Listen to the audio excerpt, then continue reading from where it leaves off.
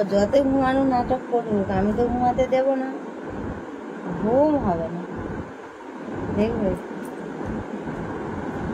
দেখো, এবার দেখো মানা তো করছে না যে না আমাকে দিও না।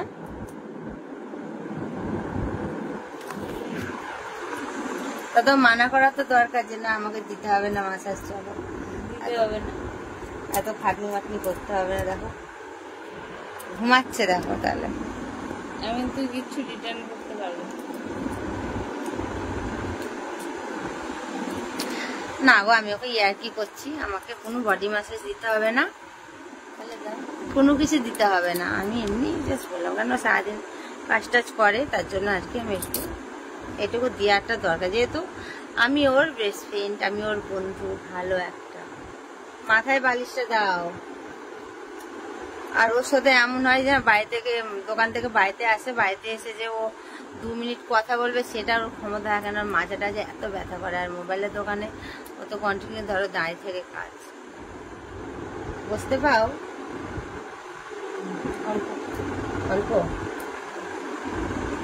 অল্প অল্প বসে, বেশি বসতে পায় না।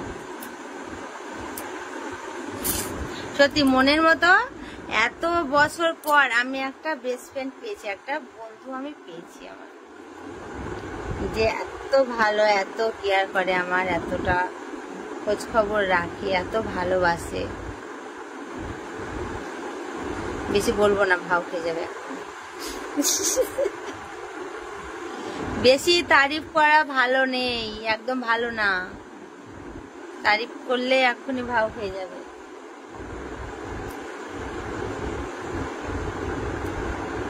মাথায় হাত বুলিয়ে দিয়েছে বলে ঘুমিয়ে গেছে। চল ও ঘুমাক ওইদিকে, আর আমি এদিকে ঘুমাই।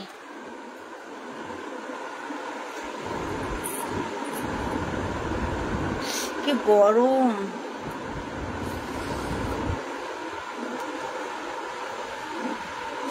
গরমে পুরো একদম ঘেমে একদম পাসিনা পাসিনা হয়ে গেছে আমার সব।